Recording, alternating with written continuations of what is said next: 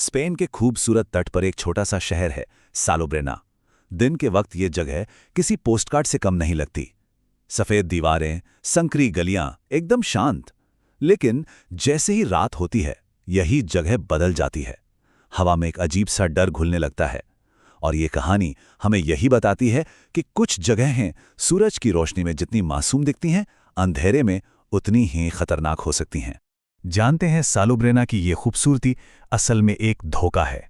सूरज डूबते ही शहर का असली चेहरा सामने आता है, एक ऐसा चेहरा जो सदियों पुराने खौफ से भरा हुआ है। हमारी कहानी की शुरुआत भी इसी अंधेरे में होती है। दिन में सालोब्रेना में खूब चहल पहल रहती है, लेकिन जैसे ही शाम होती है, शहर पर एक अजीब सी खामोशी छा जाती है। गलियां एकदम वीरान हो जाती हैं और हवा में एक डर सा भर जाता है। ऐसा लगता है मानो पूरा शहर किसी का या शायद किसी चीज का इंतजार कर रहा हो। तो इस कहानी में एंट्री होती है हमारे मुख्य किरदार की, मातेओ गुरेरो। सिर्फ 19 साल का एक आर्किटेक्चर का छात्र। वो यूरोप के पुराने शहरों पर रिसर्च करने के लिए सालोब्रेना आया था। उसे जरा भी अंदाजा नहीं था कि उसकी ये अकादमिक खोज उसे एक ऐसे रहस्य की ओर खींच ले जाएगी जो सीधा उसकी जान का दुश्मन बन जाएगा। तो चलिए इस रहस्य की पहली परत को हटाते हैं। माथेओ का सफर उसे शहर के सबसे पुराने चर्च और ठीक उसके बगल में बने कब्रिस्तान तक ले जाता है। एक ऐसी जगह जहां से यह सब कुछ शुरू हुआ था। एक शाम मातेओ उसी कब्रिस्तान में था जब उसकी नजर एक बहुत ही अजीब सी चीज पर पड़ी। एक अकेली कब्र के ठीक ऊपर एक टूटा फूटा शादी का मेहराब खड़ा था, जिस पर सूखे हुए फूल लटक रहे थे। यह कितना अजीब था। सोचिए, कब्रिस्तान में एक अकेली कब्र के ऊपर शादी का मेहराब, जैसे किसी ने शादी के दिन ही किसी को हमेशा के लिए वहां दफना दिया हो। और उस रात के बाद माथियों के लिए सब कुछ बदल गया। वो अब अकेला नहीं था। कभी उसे अपनी खिड़की के बाहर से गुजरती एक सफेद परछाई दिखती, तो कभी रात के सन्नाटे में ऐसा लगता जैसे कोई कपड़ा घसीट रहा हो। और फिर एक रात तो हद ही हो गई। उसने अपने गेस्ट हाउस के दरवाजे के बाहर गीली मिट्टी के पैरों के निशान देखे, जो सीधे कब्रिस्तान की तरफ जा रहे थे। मातियो ने हिम्मत जुटाई और उन निशानों का पीछा करने का फैसला किया। वो आधी रात को कब्रिस्तान पहुंचा। चर्च की घंटी ने 2 बजाए और हवा बर्फीली हो चुकी थी। उसे लगा कि वो वहां बिल्कुल अकेला था, या शायद ये सिर्फ उसका वहम था। और तभी उसने उसे देखा। उसी शादी की मेहराब के नीचे एक औरत सफेद शादी के गाउन में खड़ी थी। उसकी पीठ मतेओ की तरफ थी। जैसे ही वो धीरे धीरे पलटी, मतेओ की तो मानो सांस ही रुक गई। उसका चेहरा चादर जैसा सफेद था और उसकी आंखों में सिर्फ एक खौफनाक खालीपन था। उसके गालों पर खून के सूखे निशान थे, और इससे पहले कि मतेओ कुछ समझ पाता, पलक झपकते ही वो गायब हो गई। तो आखिर ये भयानक औरत थी कौन, और वो क्या चाहती थी?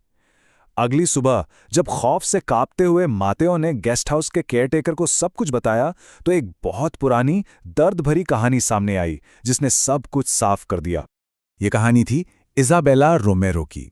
बात है साल 1889 की। इजाबेला की शादी हावियर मोरालेस से होने वाली थी। वेदी उसी कब्रिस्तान के पास सजी थी, लेकिन उसका दूल्हा हावियर कभी आया ही नहीं। उसने इजाबेला को धोखा दिया और किसी और औरत के साथ शहर छोड़कर भाग गया। इजाबेला दुल्हन के लिबास में पूरी रात उसी मेहराब के नीचे उसका इंतजार करती रही, और सुबह होने से पहले ही टूटे दिल के साथ उसने वहीं दम तोड़ दिया। और उसी दिन से इजाबेला की आत्मा को द डेड ब्राइड या मृत दुल्हन के नाम से जाना जाने लगा। लोग कहते हैं कि वो आज भी उसी शादी के मेहराब के नीचे अपने धोखेबाज दूल्हे का इंतजार कर रही है, और मातेओ ने जिसे देखा था वो इजाबेला की ही भटकती हुई आत्मा थी। ये कहानी सुनकर मातेओ के पैरों तले से जमीन खिसक गई। अब उसे समझ आया कि उसने क्या देखा था। लेकिन असली खौफ तो तब शुरू हुआ जब उसे पता चला कि वो आत्मा अब सिर्फ कब्रिस्तान तक ही सीमित नहीं है। वो उसके पीछे पीछे उसके गेस्ट हाउस तक आ चुकी थी। पर सवाल तो ये था कि 100 साल से भी ज्यादा बीत जाने के बाद आखिर वो आत्मा मातेओ के ही पीछे क्यों पड़ गई थी? मातेओ ने ऐसी क्या गलती कर दी थी कि वो प्रेतात्मा उसे ढूंढते हुए गेस्ट हाउस तक चली आई? इसका जवाब शहर के चर्च के पादरी ने दिया। दरअसल जब मातेओ पहली बार कब्रिस्तान गया था तो उसने अनजाने में उस टूटे हुए शादी के मेहराब से कुछ सूखे फूल उठा लिए थे, और यही उसकी सबसे बड़ी और शायद आखिरी गलती थी। उन फूलों के साथ वो अनजाने में इज़ाबेला की आत्मा को अपने साथ आने का न्योता दे आया था।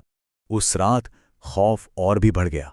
मातेओ के कमरे के दरवाजे पर कदमों की आहट आकर रुकी।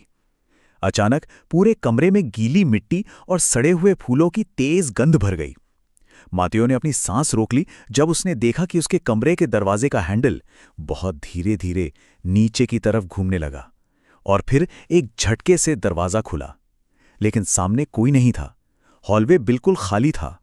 पादरी की आवाज में एक चेतावनी थी, एक डर था। उन्होंने मातियो को बताया, आत्मा को लग रहा है कि उसका दूल्हा हावियर उसे लेने वापस आ गया है। तुमने जो फूल उठाए हैं उसकी वजह से उसे लगता है कि तुम ही हावियर हो। इसी वक्त ये शहर छोड़ दो, वरना वो तुम्हें कभी नहीं जाने देगी। अब मातेओ की जान पर बनाई थी। ये सुनकर मातेओ का खून सर्द पड़ गया। अब सवाल बचने बचाने का था।